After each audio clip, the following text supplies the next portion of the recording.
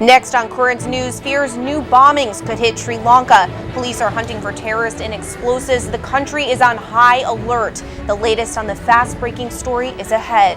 As the nation buries its dead, emotions are raw, and Sri Lanka's Catholic community will have a powerful report on the human devastation caused by the atrocity.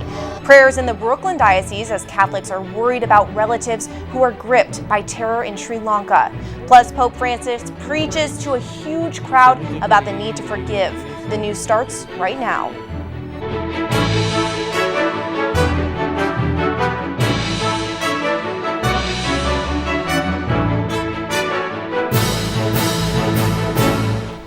Good evening, I'm Emily Druby. Liz Faublas is off. We have the latest tonight on the deadly Easter Sunday bombings in Sri Lanka. The country is on high alert for more attacks and the death toll is still rising. The suicide bombers are being identified as 8 men and a woman, all well educated and middle class. All this unfolding as the country mourns over the terror.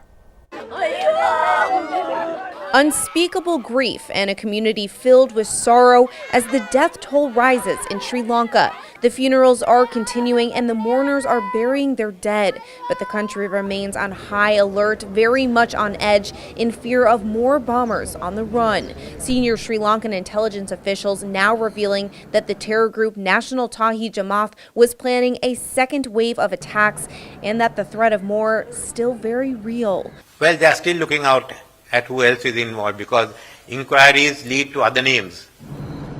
Police and soldiers are posted around the country, the clergy urging the community to remain peaceful and calm, but anger is boiling over as the devastated country is learning more about security lapses and mishandled information. Sri Lankan leaders now calling for top officials to step down amid the security failures. The United States also acknowledging the ongoing terror threat. This isn't over. That there are likely still plotters out there. We are doing everything we can to support the government of Sri Lanka's efforts to find all of the culprits and the collaborators in this. India is said to have relayed 3 specific warnings as early as April 4th, the second just a day before the attacks, and the last coming an hour before the first explosions rocked the island nation. ISIS claiming responsibility for the coordinated bombings, but offering no proof. Sri Lanka's defense minister saying information points to the bombers acting in retaliation to the attacks on 2 mosques in Christchurch. New Zealand Prime Minister Jacinda Ardern still unable to officially confirm those links. I have seen reports of those statements. We haven't received anything officially, nor have we received any intelligence reports that corroborate what has been said in Sri Lanka. The mastermind of the attacks is believed to have been among the suicide bombers. The death toll now stands at 359, with 60 people under arrest. The FBI is also on the ground in Sri Lanka to assist in the investigation.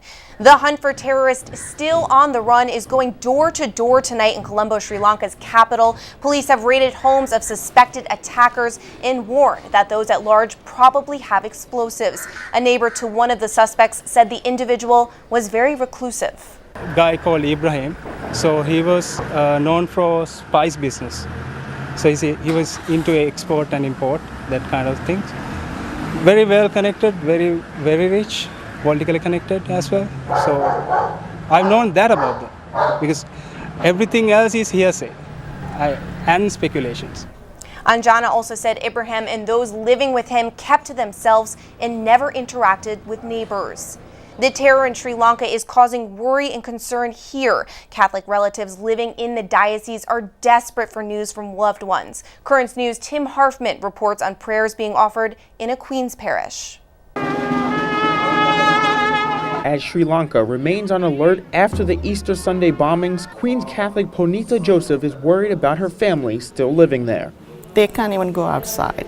They are kind of locked inside the houses because they are so afraid to go outside. Punita of Our Lady of Lourdes Church in Queens Village prayed for her loved ones and their protection. She doesn't want to show any photographs of them. Her sister's son-in-law runs a school in Sri Lanka. On Sunday, his young students were in one of the terror-targeted churches when the bombs exploded. The bodies were scattered, like parts of bodies they found, and they are still trying to identify the bodies. So they don't know how many of them died. Punita's pastor, Father Patrick Longalong, celebrated a special Mass Monday to memorialize the victims and to support their families living there. My hope is that the Mass would give them some strength and consolation. He is concerned that the atrocity on Easter Sunday will lead to more violence. One of my fear is that this might start a cycle of revenge between the Christian and the Muslim community, which is why we are turning to God for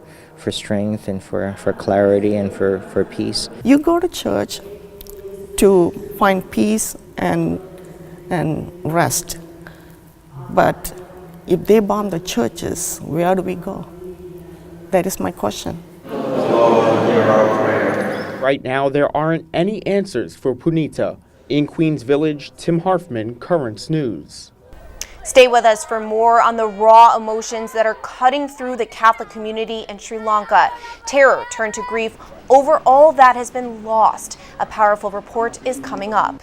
Nicaraguan Bishop Silvio Baez has landed safely in the U.S. He's following the orders of Pope Francis. Viva Nicaragua Libre! Viva! Bishop Baez is one of the most critical voices of the Nicaraguan President Daniel Ortega's government. Pope Francis ordered him to be removed from the Managua diocese after threats to his safety. The bishop had been advocating for a peaceful solution to violent anti-government protests in the country. He's now in Miami, where he will stay before heading to the Vatican. North Korean leader Kim Jong-un is in Russia tonight for his first ever meeting with Russian President Vladimir Putin. Kim stepped out of his private train today in Russia. He is set to meet Putin tomorrow. There's no word on what they'll be talking about, but no agreements or statements are expected to come from the summit. This morning, the Pope preached forgiveness at what's said to be the biggest general audience of the year. Without mentioning Sri Lanka specifically, Francis told pilgrims that without forgiveness, the world will be suffocated in vengeance. Sean Richardson reports. Pope Francis passed quickly in the Popemobile to greet pilgrims. He blessed those present and tenderly embraced some of them. La pastorale des jeunes du diocèse d'Air et d'Aix. During his catechesis, the Pope spoke about forgiveness. He recalled that the starting point is to always remember to give thanks for what one has received. Pope Francis said just as God forgives everyone, so should everybody follow his example and forgive one another.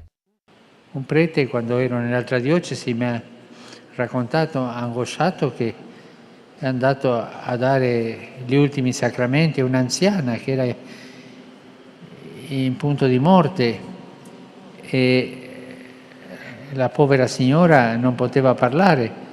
Il signore dice: ma lei si pentisce dei peccati? E la signora ha detto di sì. E poi: lei perdona gli altri? E la signora, in punto di morte, ha detto no.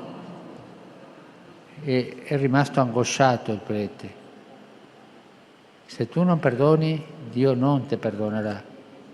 The Pope explained that Jesus established a new commandment. He abolished the law of eye for an eye, which only feeds vengeance. Gesù inserisce nei rapporti umani la forza del perdono. Nella vita non tutto si risolve con la giustizia, no. Il male conosce le sue vendette e se non lo si interrompe rischia di dilagare soffocando il mondo intero. Pope Francis concluded his audience with a piece of advice. He said to overcome revenge, one must love more than one should injustice. In Rome, Sean Richardson, Currents News. There's a lot more news headed your way on the ground with Catholics in Sri Lanka. The pain from the Easter Sunday bombings is overwhelming. In Israel, Trump is hot. Why people there from the top on down are plastering his name on a lot of things. Plus, it could be a major medical breakthrough that would save millions from a deadly disease. Do you have a story idea or want to share a tip? Email us at newstips@desalesmedia.org or call our 24-hour number 718-517-3122. We'll be right back.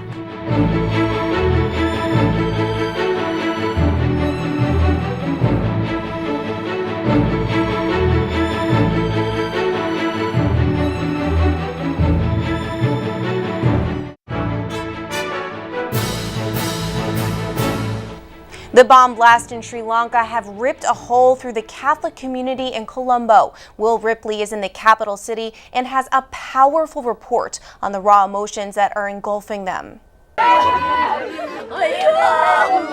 In this central Colombo neighborhood, terror turns to grief.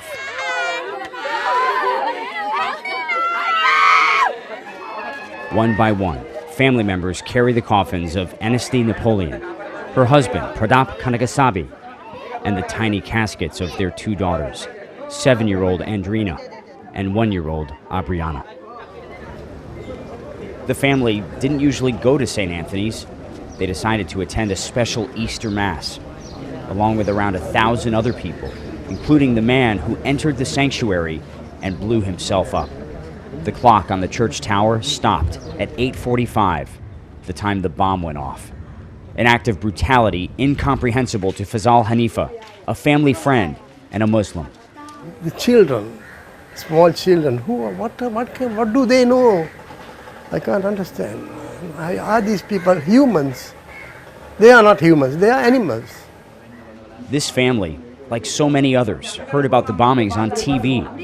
They went to the hospital, the mortuary, and finally, the church.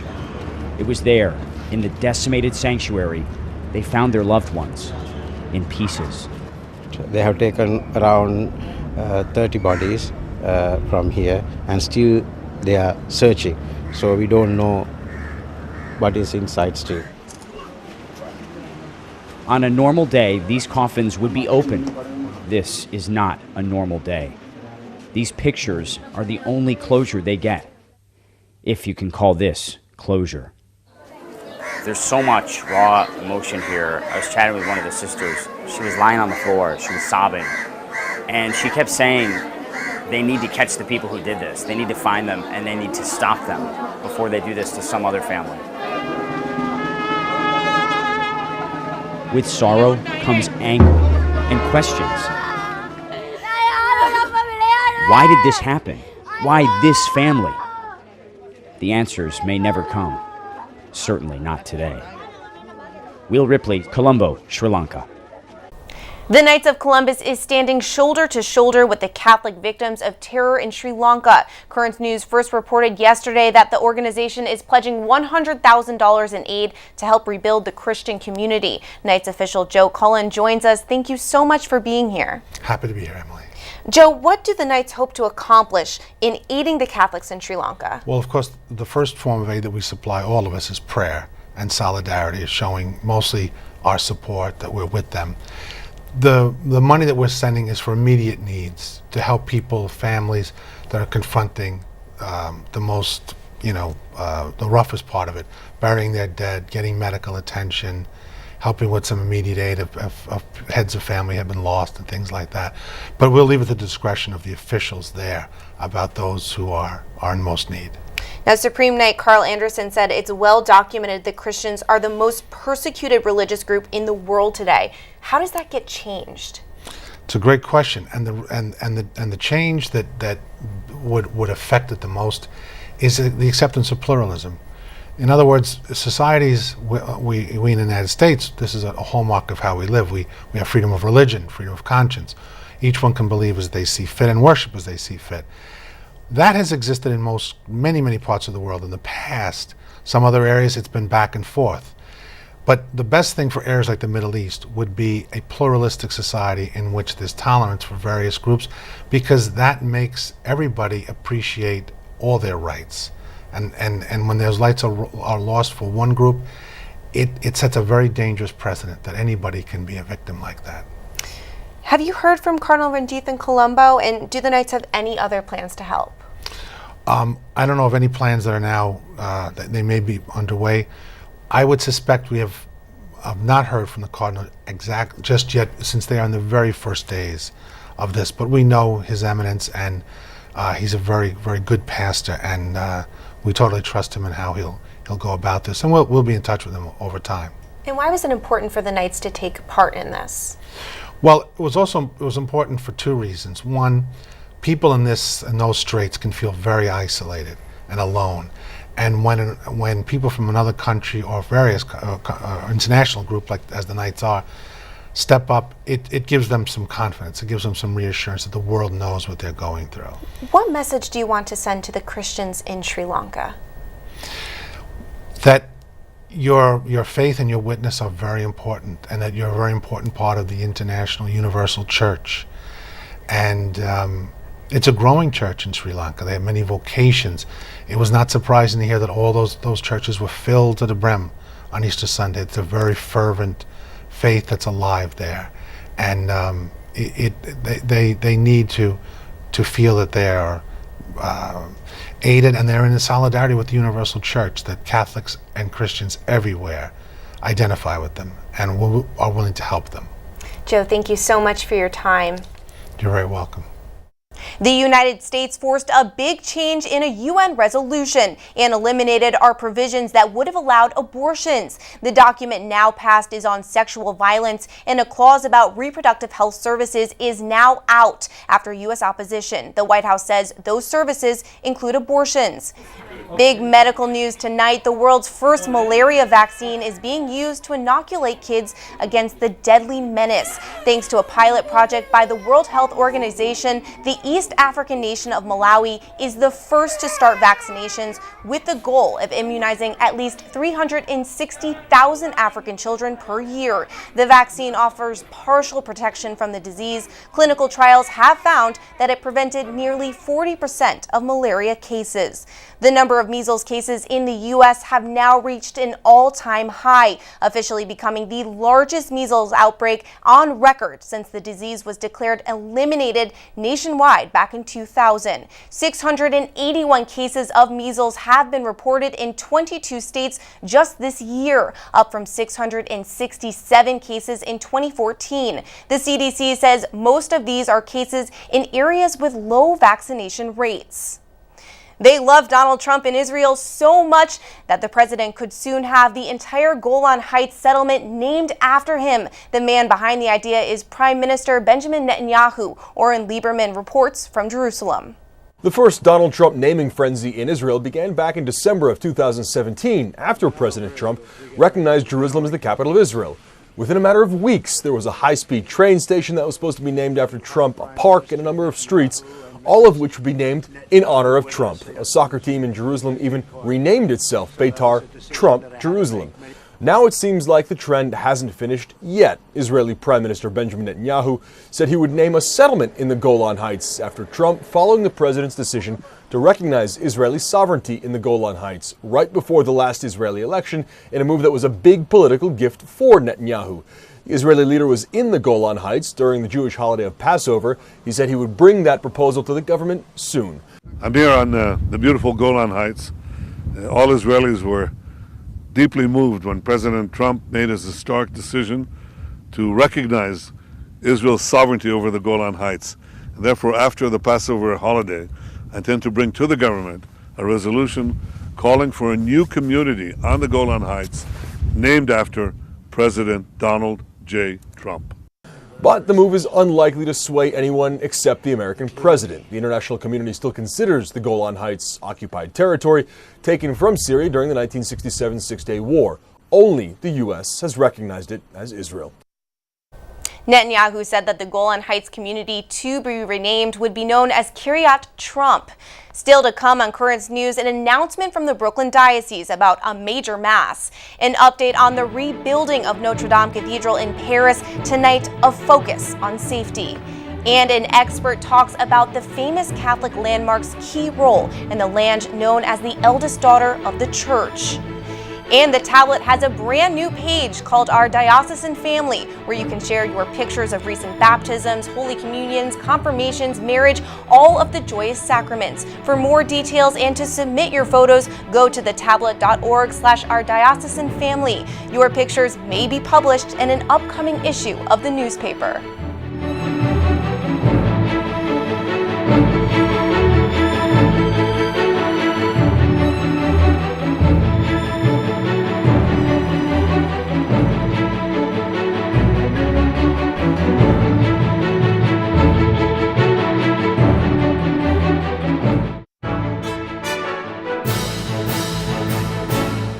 The Brooklyn Diocese announced today that the annual Mass of Hope and Healing is being celebrated next Tuesday. Bishop Nicholas DiMarzio will preside at the liturgy that is planned by sexual abuse survivors for abuse survivors. The Mass will be held on Tuesday, April 30th at St. Athanasius Church in Bensonhurst. It will be televised live on Net TV at 7 p.m. right after Currents News, which will air at a special time, 6:30. As investigators search for clues as to the cause of the devastating fire at Notre Dame, new details are emerging tonight. Authorities are treating the April 15th inferno as an accident, yet as events on that day are reconstructed, questions are being raised about the cathedral staff's reaction to the fire. When the first alarm sounded, guards checking on the situation didn't see any fire and allowed people already evacuated to go back into the cathedral. A second alarm sounded a critical 9 minutes later, and that's when the flames were spotted. The fire department wasn't alerted until a full 35 minutes after the blaze broke out. Notre Dame is filled with timeless artwork and historic pieces that represent the Catholic faith. An art historian from the Vatican Museums says they make up a collective memory of faith. Melissa Butts has that story. The Catholic world was shaken when a fire raged, consuming Notre Dame Cathedral, sending flames and smoke far into the air. For more than 20 years, Elizabeth Lev has worked as an art historian at the Vatican. She comments on what the destruction of this cathedral means. I think there's something really quite remarkable about Notre Dame. Notre Dame, many people sort of took for granted, but mostly what Notre Dame is, it's a collective. It's as Pope Francis said, it's a historical jewel of a collective memory. It is a collective memory of faith. Liv expressed that this collective group embraced good and bad days, strikes, riots, the revolution, secularism, and even neglect. Yet the cathedral stood. Christian France, the eldest daughter of the church, the first nation to become Christian, they built this amazing church on this island, dedicating their geographical center to the Mother of God. And everybody helped. Everybody was part of this. This is an expression of the people, of the love of God. French President Emmanuel Macron has made an appeal, asking for help to rebuild this cathedral in 5 years. Responses and more than $800 million in donations have ensued. People are rallying. They rally around, some because it's a cultural artifact, some on their knees praying, some standing and singing. But you know what we're looking at? We're looking at a people gathered together, and that's an ecclesia. So it's still doing its job, bringing people together. From France to the United States and even the Vatican, countries are offering support. In fact, President Trump called Pope Francis to express his closeness in light of the event. In Rome, Melissa Butts, Currents News. A special benefit concert for Notre Dame will be held on Friday, and Net TV will televise the event live. It's being called Together with Notre Dame de Paris and will be staged on Friday, April 26th at 7 p.m. in the Basilica of the National Shrine of the Immaculate Conception in Washington, D.C. Currents News airs at a special time on Friday at 6:30 p.m. That is Currents News. I'm Emily Druby. Thank you for joining us because we are putting your faith in the news. Hope to see you again next time.